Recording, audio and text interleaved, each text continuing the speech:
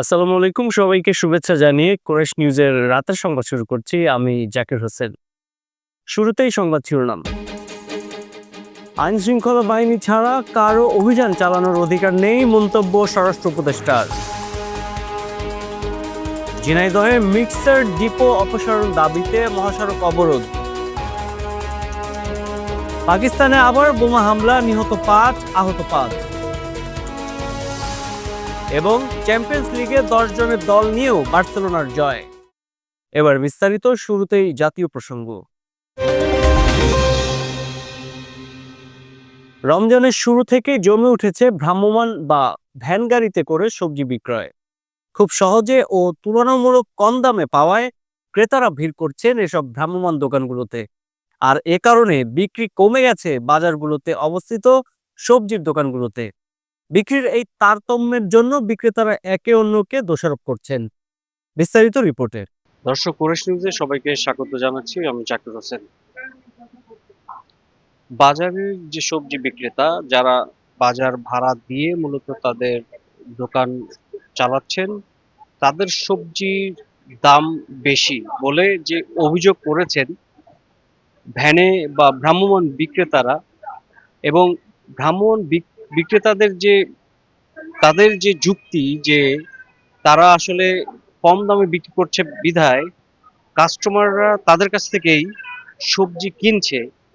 এই যে একে অপরের যে একটা অভিযোগ, এই অভিযোগগুলো আজকে আপনাদের কোরেশ নিউজের পর্দায় জানানোর চেষ্টা করব। চলুন দর্শক, ভ্যান বা ভ্রাম্যমাণ বিক্রেতা এবং যারা বাজারে সবজি বিক্রি করছে তাদের যুক্তিগুলো আমরা জানি।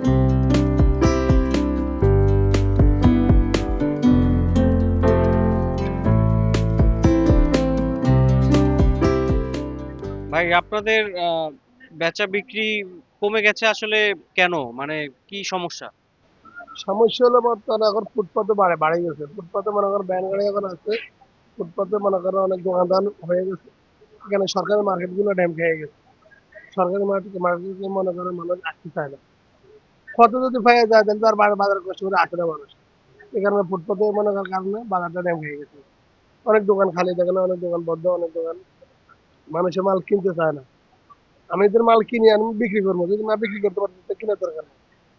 এরকম অনেক দোকান থেকে বদ্ধ করে রাখি দিচ্ছে। সেটা আনলে মাল আনলে বিক্রি করতে পারে না। ফুটপাতে অনেক দোকান বাড়ে গেছে। ভ্যান গাড়ি আছে, ভ্যানগালা আছে, এগুলো আর মনে করেন বাজার ড্যাম খাওয়া দিয়েছে সরকারি মার্কেট। ফুটপাতে যারা বিক্রি করছে তাদের একটা অভিযোগ যে মানে আপনাদের মানে সবজি বা দ্রব্যের দাম অনেক বেশি বিধায় কাস্টমাররা তাদের কাছ থেকে কিনছে আসলে। তো কাস্টমার এটা যাচাই করে দেখো, যারা আমি তো বলছি যারা ভ্যান গাড়িতে বিক্রি করে, ফুটপাতে বিক্রি করে, তারা আসুক আমার দোকানে খালি আছে। তারা যদি কম দামে বিক্রি করতে পারে বিক্রি করুক, তাতে সমস্যা নাই। তারা যদি বিক্রি করে, আমার এখানে যদি ৫ টাকা বিক্রি করে, আমরা যদি ১০ টাকা বিক্রি করি, তাহলে তো আমাদের তো নেবে না কাস্টমার, ওইখান থেকে নেবে। তো বলছি ওরা তো আসুক, এখানে বিক্রি করুক, তাতে সমস্যা নেই। দোকান তো অনেক বহুত দোকান খালি। তা আমাকে যখন মালের দাম বাড়ে আমরা এই রেটে বেচা লাগে, আবার কমলে কমে বেচা লাগে। বাইরেওয়ালারা বলে যে আমরা বেশি বিক্রি করি, বেশি দাম বিক্রি করি, কিন্তু এটা যুক্তিটা ঠিক না। আমরা যখন মাল এই যে মনে করেন এখন টমেটো ২০ টাকা গেছে, বাইরে যাই দেখেন ২০ টাকা করে। আবার যখন দাম বাড়বে তখন আমরা বেশি, বাইরেওয়ালা তো তখন বেশি।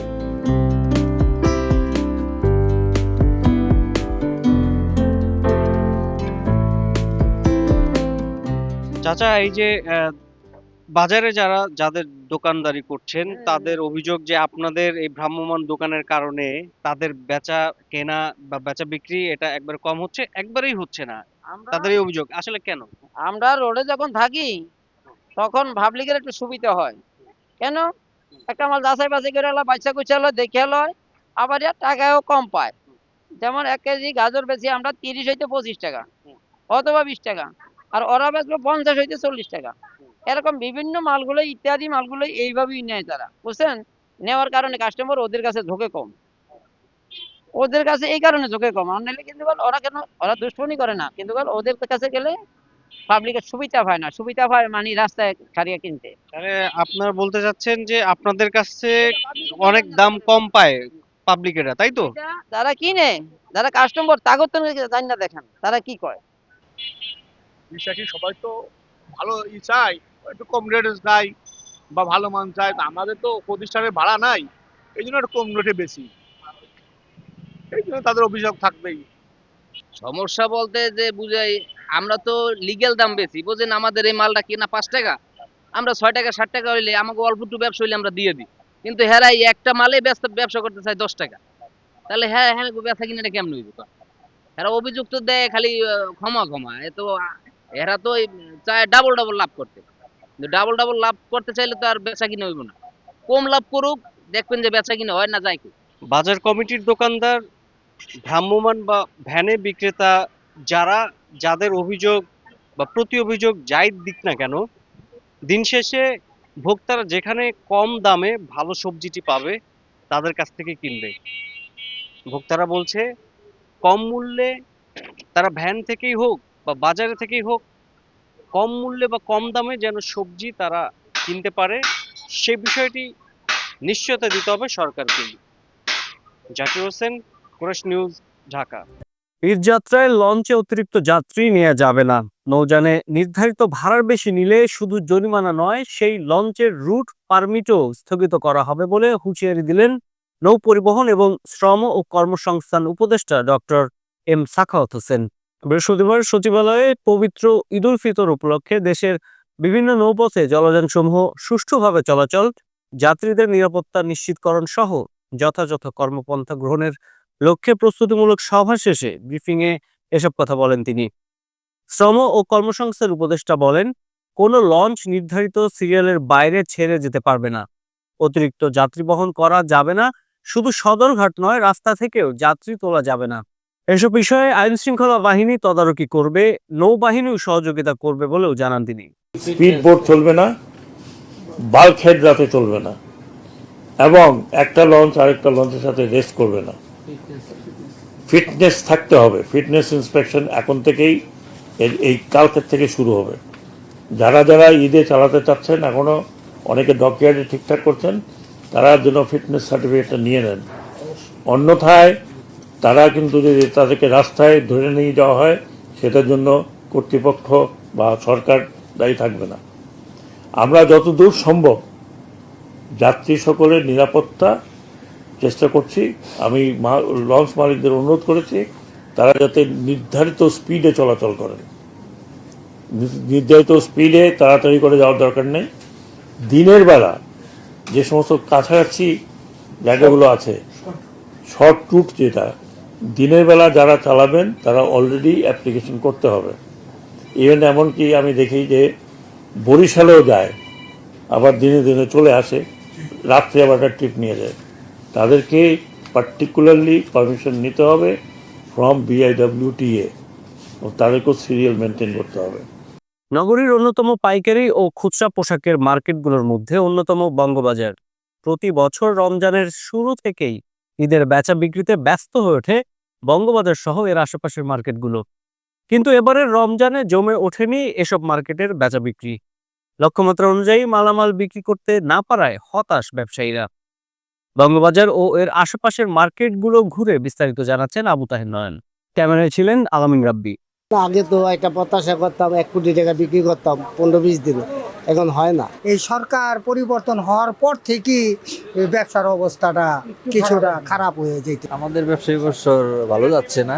দর্শক স্বাগত জানাচ্ছি কোরাশ নিউজে, সাথে আছি আমি মোহাম্মদ আবু তাহির নয়ন। পবিত্র রমজান মাস চলছে, ঈদের কেনাকাটা উৎসবমুখর ঢল নামারই কথা। রমজানের শুরুতে পোশাক বিক্রেতারা কি বলছেন কোরাশ নিউজে, চলুন আমরা রাজধানী জুড়ে ঢাকার পোশাক ব্যবসায়ীদের সাথে এ ব্যাপারে কথা বলি। সব কিছু একসময় জমজমাট ছিল এবং এখানে কিন্তু আসলে কোনো ফরেনার আসলো এই মার্কেটগুলোতে আসতো, এখন সাধারণ মানুষেরই উপস্থিতি কম। এটা কারণ? এটা কারণ বঙ্গবাজার পুড়ে যাওয়ার পর থেকে এখন একটু কম আসে, আগে আসতো। আর এখন তো আমাদের শাড়ি ব্যবসা, তো শাড়ি মানুষ এখন একটু কম পরে, থ্রি পিসের দিকে একটু ঝুঁকছে, এই জন্য আমাদের শাড়ি ব্যবসা একটু সেল কম হয়। আমাদের হলো বিয়া শাদির সাথে আর কি সম্পৃক্ততা, বিয়া শাদি যত হবে আমাদের শাড়ি মোটামুটি তারা পরবে। আর এখন সবাই থ্রি পিস পরে, এই জন্য এটা আমাদের সেল কম, কিন্তু আমরা আশাবাদী ইনশাআল্লাহ মোটামুটি আমাদের বিক্রি হবে। ঈদে কেমন প্রত্যাশা করছেন? না, প্রত্যাশা যা করছিলাম তা তো হবে না। ওই জন্য আগে তো একটা প্রত্যাশা করতাম 1 কোটি টাকা বিক্রি করতাম 15-20 দিনে, এখন হয় না। এখন শাড়ি বললাম না, শাড়ি একটু কম চলো। যে পরিস্থিতি দেশের পরিস্থিতি খুবই খারাপ, কিন্তু আমাদের কোনো এই শাড়ির আইটেম বলতে খুব কম চলে, আপাতত কোনো কাস্টমার নেই। তারপর দেখা যাক, সবাই আশায় আছে যে কেমনে কি করা যায়, কথা বুঝলেন। তারপর 10 রোজার পরে বা 12 রোজার পরে কিছু হওয়ার সম্ভাবনা আছে, বা আশা করতে পারি এইটুকুই। বঙ্গবাজারে আগুন লাগার পরপরই কি আপনাদের ব্যবসার কিছুটা সমস্যা সৃষ্টি হয়েছে? হ্যাঁ, অবশ্যই ব্যবসার অবশ্যই সৃষ্টি হয়েছে, কিন্তু নেক্সটে দেখা যাবে এই ব্যবসাটা আমরা ঘাটতি পূরণ করে নিতে পারবো ইনশাআল্লাহ। সাধারণত মানুষের কাছে এমন অর্থ, টাকা পয়সা কিছুটা ঘাটতি আছে, মানুষ দিনাতিপাত করছে কষ্টে। সেই কারণে কি আসলে আপনাদের কেনাবেচা একটু কম হচ্ছে কিনা, বা সাধারণ মানুষ আসলে ক্রয় করার ক্ষমতাটা তেমন নাই আগের মতো? তবে একটা জিনিস আমরা মানে ঘাটতি দেখছি যে এই সরকার পরিবর্তন হওয়ার পর থেকেই এই ব্যবসার অবস্থাটা কিছুটা খারাপ হয়ে যেতেছে, কিন্তু নেক্সট টাইমে যে নতুন সরকার যে ক্ষমতা আসতেছে তাদের দ্বারাই মনে হয় ব্যবসার অবস্থা ভালো হবে। আমরাই প্রত্যাশা করতেছি, আমাদের যে অন্তর্কালীন সরকার আছে উনিও চেষ্টা করছে দেশকে ভালো করার জন্য। আগামীতে সরকার কি সরকার হবে আমরা জানি না। আমাদের ব্যবসা এই বছর ভালো যাচ্ছে না, অন্যান্য বছর যেমন গেছে এই বছর তেমন হচ্ছে না। আমরা আশা আছি এখনো আমাদের ব্যবসা ভালো যাবে এরকম, কিন্তু এখনো হচ্ছে না এরকম। এই যে হচ্ছে এখন আলহামদুলিল্লাহ মোটামুটি আসলে যেভাবে হওয়ার কথা ছিল প্রথম দিকে কিছু একটা মোটামুটি হয়েছে। এখন আমাদের তো হোলসেল আমাদের আপনার দেখা যাচ্ছে সবের থেকে প্রথম 10-15 রোজা পর্যন্ত মোটামুটি ভালো বিক্রি হয়। তো সেক্ষেত্রে প্রতি বছর তুলনামূলকভাবে যেই সেলটা আমাদের হয় এবার সেটা না, একটু কম আছে। তো সবসময় তারপর আলহামদুলিল্লাহ আল্লাহ যা দেয়, যা হইতেছে এটা মোটামুটি মানুষ আসলে এখনও যে বললো না একটু আগে যে 3 পিসের প্রতি 1 পিস 2 পিস এগুলোর প্রতি মানুষের এখন আগ্রহ বেশি। শাড়িটা হচ্ছে একটা ওই যে অকেশন, বিয়ে শাদী হইলে মানুষ একটু কিনে আর কি। আশা তো গতবারের চেয়ে অনেক বেশি বেটার মনে করছিলাম, এখন আসলে এভাবে হয় নাই। আজকে 4 রমজান আমরা বসে আছি, কাস্টমার নাই, আর মানুষ রাস্তায় বের হতে পারতেছে না। সন্ধ্যার পরে কাস্টমারই পাচ্ছি না, দিনের বেলায় কিছু কাস্টমার হচ্ছে। তো বেচা কেনার অবস্থা বেশ একটা ভালো না, খারাপই। কেমন আশা করা যায় হয়তোবা আপনার 10 তারিখের পরে হয়তোবা কিছুটা হতে পারে। প্রতি বছর রমজানে পোশাক শিল্প ব্যবসায়ীরা ব্যস্ত সময় থাকলেও রমজানের শুরুতে এখন অবসর থাকতে দেখা যাচ্ছে। তবে তারা প্রত্যাশা করছেন মধ্য রমজানে ঢল নামবে তাদের ব্যবসায়, ক্রেতা বিক্রেতার এক সেতুবন্ধন তৈরি হবে বিভিন্ন মার্কেটে। আবু তাহির নয়ন, কোরাস নিউজ, ঢাকা। আইন শৃঙ্খলা রক্ষাকারী বাহিনী ছাড়া অন্য কারো অভিযান চালানোর অধিকার নেই বলে জানালেন স্বরাষ্ট্র উপদেষ্টা মোহাম্মদ জাহাঙ্গীর আলম চৌধুরী। বৃহস্পতিবার দুপুরে রাজধানীর পল্টনে ট্যুরিস্ট পুলিশ হেডকোয়ার্টার্স পরিদর্শন শেষে সাংবাদিকদের মুখোমুখি হয়ে কথা বলেন তিনি। দেশে মব জাস্টিস আশঙ্কাজনক হারে বাড়ছে এমন মন্তব্যের জবাবে স্বরাষ্ট্র উপদেষ্টা বলেন, মব হচ্ছে এটা অস্বীকার করা যাবে না। উচ্ছৃঙ্খলতা বাদ দিয়ে জনগণকে সচেতন হতে হবে। দেশের পরিস্থিতি স্বাভাবিক রাখতে আইন শৃঙ্খলা বাহিনীর তৎপর জানিয়ে তিনি বলেন, মব প্রতিরোধে কাজ চলছে, তবে আইন শৃঙ্খলা বাহিনী ছাড়া কারো অধিকার নেই অভিযান চালানোর। রমজান ও ঈদ ঘিরে ডাকাতি আর ছিনতাই প্রতিরোধে যথাযথ ব্যবস্থা নেওয়া হয়েছে। পাশাপাশি মহাসড়কে যেসব জায়গায় ডাকাতি হচ্ছে আইন শৃঙ্খলা বাহিনী সেসব জায়গায় নিরাপত্তা জোরদার করছে বলেও জানান তিনি। দ্বিমত করবো না, এটা তো আমাদের হচ্ছে, বাট এটা আমরা এই জায়গায় হচ্ছে আমরা কিন্তু সাথে সাথে তাদের আইনের আওতায় নিয়ে আসবো। এই ব্যাপারে আমি আপনাদের কাছে অনুরোধ করবো, আপনি দেখবেন যে পুলিশের উপরেও আক্রমণ হচ্ছে, এইগুলি ক্ষেত্রে আপনারা জনগণকে একটু সচেতন করতে হবে। জনগণ এত উচ্ছৃঙ্খল হয়ে গেলে কিন্তু অনেক সময় সমস্যা হয়, মানে বাহিনী দিয়ে তো সবসময় কন্ট্রোল করা যায় না। এই ক্ষেত্রে যেমন ধরেন আমাদের ছেলে মেয়েদের কন্ট্রোল করার জন্য মা বাবা তারা একটা বড় ভূমিকা পালন করে, আত্মীয় স্বজন একটা বড় ভূমিকা পালন করে। এই জন্য এই ক্ষেত্রে আপনাদেরও একটা বড় ভূমিকা পালন করতে হবে, এই ধরনের ঘটনা না ঘটে। বাট আমাদের এই জন্য আইন শৃঙ্খলা বাহিনী কিন্তু সবসময় ভিজিল্যান্ট আছে, তৎপর আছে, এবং যে জায়গায় হচ্ছে তাদের কিন্তু আমরা আইনের আওতায় নিয়ে আসতে। সম্প্রতি দুজন নারীর প্রকাশ্যে ধূমপান করা নিয়ে পুরুষের সাথে বিবাদে জড়ানোর ঘটনার পর থেকেই প্রকাশ্যে ধূমপান করার দাবি জানাতে শুরু করেছেন আধুনিক নারী সমাজ। শুধু তাই নয়, এ নিয়ে স্বরাষ্ট্র উপদেষ্টার কুশপুত্তলিকা জ্বালানো হয়। বুধবার কিছু নারী প্রকাশ্যে ধূমপান নিষিদ্ধের দাবিতে মশাল মিছিল করেছেন। সবকিছু মিলিয়ে পুরো বিষয়টি টক অব দ্য টাউনে পরিণত হয়েছে। এ বিষয়ে নগরবাসীর ভাবনায় নারীদের ভাবনার কথা দেখুন আমার করা রিপোর্টে। দর্শক, কোরাস নিউজে সবাইকে স্বাগত জানাচ্ছি, আমি জাকির হোসেন। কিছুদিন আগে মোহাম্মদপুরের লালমাটিয়ায় প্রকাশ্যে ধূমপান করেছিল দুজন নারী, সেই যার ফলে একজন পুরুষের সাথে তাদের একটি ঝামেলা হয়। এই ঝামেলার সূত্রপাতে মূলত ঢাকা বিশ্ববিদ্যালয়ের রাজু ভাস্কর্য সহ বিভিন্ন জায়গায় নারীদের প্রকাশ্যে ধূমপান করার দাবি নিয়ে মৌন মিছিল হয়। দর্শক, এ নিয়ে বাংলাদেশে সরগরম চলছে। গতকালকেও মোহাম্মদপুরে নারীদের মশাল মিছিল হয়েছিল যে প্রকাশ্যে নারীরা ধূমপান করতে পারবে না এমন অবস্থায়। দর্শক, আজকে আমরা কোরাস নিউজের পর্দায় জানার চেষ্টা করব আসলে নারীদের প্রকাশ্যে ধূমপান করার যে দাবি, সে দাবি নারীরা কতটুকু সমর্থন করেন। চলুন দর্শক, জেনে নেই। আপু, এই যে ইদানিং নারীরা প্রকাশ্যে ধূমপান করার একটা মানে দাবি করছে, এটা আসলে আপনি একজন নারী হয়ে সমর্থন করেন কিনা? জি না, আমি অবশ্যই একজন নারী হয়ে এটা সমর্থন করি না। কারণ নারীরা ধূমপান করবে, এটা তো ঠিক না। নারীরা থাকবে ঘরে, নারীরা থাকবে ঘরের কাজকর্ম করবে, বাইরে যাবে, বাইরের কাজকর্ম করবে, ঠিক আছে। কিন্তু পুরুষের মতো যদি চলাফেরা করে, ধূমপান করে, পুরুষের মতো পোশাক আশাক করে, তাহলে নারী পুরুষ তো আর আল্লাহ তৈরি করতো না, নারী পুরুষ তো এক হয়ে যেত, তাই না? আমরা পুরুষরা ধূমপান করা বা মদ্যপান করা, নেশা করা, এগুলো আমরা পুরুষদেরটাই আমরা করি না, পছন্দ করি না। সে জায়গায় একটা নারী হয়ে এই কাজটা করবে, সেটা তো আমরা মোটেও দেখতে পারবো না। আর ধূমপান করা তো এমনিতেই ভালো না শরীরের জন্য, সে জায়গায় একটা নারীর জন্য তো এটা আমরা আরো মানি না। পুরোপুরি এর বিপক্ষে। আমরা যেহেতু মুসলিম, আমাদের মুসলিম যে নিয়ম কানুন, সেই বিধি মেনে চলা উচিত। আমাদের পশ্চিমা বিশ্বের যেসব জিনিসপত্র আমাদের মধ্যে আরোপ করা হয়েছে, এগুলো আমাদের মেনে চলা উচিত না। আমাদের যেই সামাজিক ব্যবস্থা, আমাদের যে রীতিনীতি, আমরা বাঙালি, আমাদের যে কালচার, আমাদের ধর্মীয় অনুশাসন, আমাদের সেই বিধি মেনে চলা উচিত।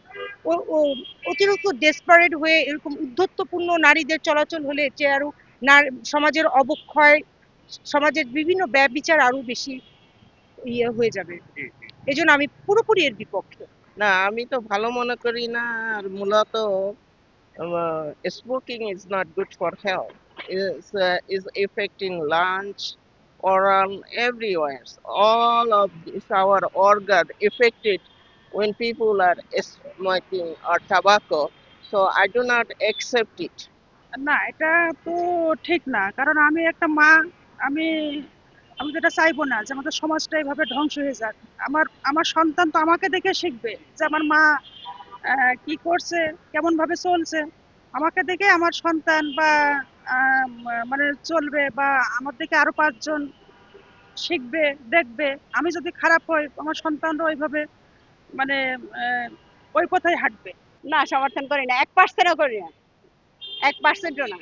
আমরা ছেলেদেরকেই তো ডাক দেই, আমাদের ঘরে যারা খায়, বাচ্চারা, হাজবেন্ডরা, তাদেরকেই তো নিষেধ করতেছি ধূমপান না করার জন্য। এখন যদি মেয়েরা যদি রাস্তায় নামি এগুলি নিয়ে নগ্নতা করে, এটা আমি 1%ও সমর্থন করি না, এবং এটা খুবই জঘন্য একটা কাজ। এবার জেলা সংবাদ। ঝিনাইদহে আবাসিক এলাকা থেকে ঠিকাদারি প্রতিষ্ঠানের পাথরের মিক্সচার ডিপো সরিয়ে নেওয়ার দাবিতে বিক্ষোভ করেছে এলাকাবাসী। সদর উপজেলার মধুপুর এলাকায় শত শত নারী পুরুষ মহাসড়ক অবরোধ করে বিক্ষোভ প্রদর্শন করেন। বৃহস্পতিবার দুপুরে ঝিনাইদহ মাগুরা মহাসড়কের মধুপুর এলাকায় এই ঘটনা ঘটে। এ সময় বিক্ষোভকারীরা টায়ার জ্বালিয়ে মহাসড়ক অবরোধ করে বিক্ষোভ প্রদর্শন করেন। এতে মহাসড়কের দুই পাশে কয়েক কিলোমিটার যানজটের সৃষ্টি হয়। ভোগান্তিতে পড়েন দূর দূরান্তের যাত্রীরা। পরে সদর উপজেলার নির্বাহী কর্মকর্তা ও পুলিশ ঘটনাস্থলে পৌঁছে ডিপো অপসারণের আশ্বাস দিলে বিক্ষোভকারীরা অবরোধ তুলে নেন। এবার আন্তর্জাতিক প্রসঙ্গ। পাকিস্তানের দক্ষিণ পশ্চিমাঞ্চলীয় রাজ্য বেলুচিস্তানের খুজদার জেলায় আবারও বোমা হামলা হয়েছে। হামলায় নিহত হয়েছেন অন্তত 5 জন। এ সময় আরও 5 জন আহত হয়েছেন। বুধবার সকালে জেলার নালবাজার এলাকায় এই ঘটনা ঘটে। হামলায় ব্যবহৃত বোমাটি ছিল একটি শক্তিশালী improvised exclusive device LED. Police জানায় বোমাটি একটি মোটরসাইকেলে ফিট করা হয়েছিল, আর সেই মোটরসাইকেলটি রাখা হয়েছিল একটি জনসমাগমপূর্ণ স্থানে। বোমা বিস্ফোরণের পর হতাহতদের উদ্ধারে এগিয়ে আসে পুলিশ এবং উদ্ধারকারী দল। বোমা হামলার স্থানটি কর্ডন করে রাখা হয়েছে বলেও জানায় পুলিশ। জানাবো খেলার খবর। চ্যাম্পিয়ন্স লিগের শেষ 16 প্রথম লেগে 10 জনের দল নিয়েও বেনফিকার বিরুদ্ধে জয়লাভ করেছে বার্সেলোনা। বুধবার রাতে 1-0 গোলে জয় পায় হ্যান্সি ফ্লিকের দল। বেনফিকার মাঠের এই ম্যাচে বার্সেলোনার হয়ে ক্যারিয়ারের প্রথম লাল কার্ড দেখে 22তম মিনিটে মাঠ ছাড়েন তরুণ ডিফেন্ডার পাও কুবার্সি। বাকি সময়ে প্রতিকূলতা পাড়ি দিয়েও দারুণ এক জয় তুলে নেয় বার্সেলোনা। খেলায় প্রায় 52% সময় বল দখলে রেখে গোলের জন্য 26টি শট নেয় বেনফিকা। এর 8টি ছিল লক্ষ্যে, যেগুলো ঠেকিয়ে সফরকারীদের জয়ের নায়ক স্ট্যান্সি। সংবাদ শেষ করব বিনোদন অঙ্গনের খবর দিয়ে। জাতীয় পর্যায়ে গৌরবোজ্জ্বল ও কৃতিত্বপূর্ণ অবদানের স্বীকৃতি হিসেবে স্বাধীনতা পুরস্কার 2025 ঘোষণা করা হয়েছে। সঙ্গীতে অসামান্য অবদানের জন্য পপ গুরু প্রয়াত আজম খান পুরস্কার পাচ্ছেন। বাংলা পপ গান গেয়ে এদেশের সাধারণ মানুষের মন জয় করেছিলেন আজম খান। শুধু তাই নয়, তিনি এই ঘরানার গান গেয়ে পপ সম্রাট উপাধি পেয়েছিলেন। সবাই তাকে গুরু বলেও সম্বোধন করতেন। অসাধারণ প্রতিভাধর মানুষ ছিলেন আজম খান। আজম খান একজন বীর মুক্তিযোদ্ধাও ছিলেন। প্রতিবাদী গান গাওয়ার জন্য পুলিশের লাঠির বাড়িও খেয়েছেন তিনি। গণ আন্দোলনের সময়গুলোতেও গান করে গেছেন এই পপ সম্রাট। সংবাদ শেষ করার আগে সংবাদ শিরোনামগুলো আরো একবার। আইন শৃঙ্খলা বাহিনী ছাড়া কারো অভিযান চালানোর অধিকার নেই, মন্তব্য স্বরাষ্ট্র উপদেষ্টার। ঝিনাইদহে মিক্সার ডিপো অপসারণ দাবিতে মহাসড়ক অবরোধ। পাকিস্তানে আবার বোমা হামলা, নিহত 5, আহত 5। এবং চ্যাম্পিয়ন্স লিগে 10 জনের দল নিয়েও বার্সেলোনার জয়। দর্শক, এতক্ষণ সাথে থাকার জন্য ধন্যবাদ। সবশেষ সংবাদ দেখতে চোখ রাখুন কোরেশ নিউজের পর্দায় অথবা ভিজিট করুন www.koreshnews.com। কোরেশ নিউজের পরবর্তী সংবাদ দেখার আমন্ত্রণ জানিয়ে আপনাদের কাছ থেকে এখনকার মতো আমি জাকির হোসেন বিদায় নিচ্ছি। আল্লাহ হাফেজ।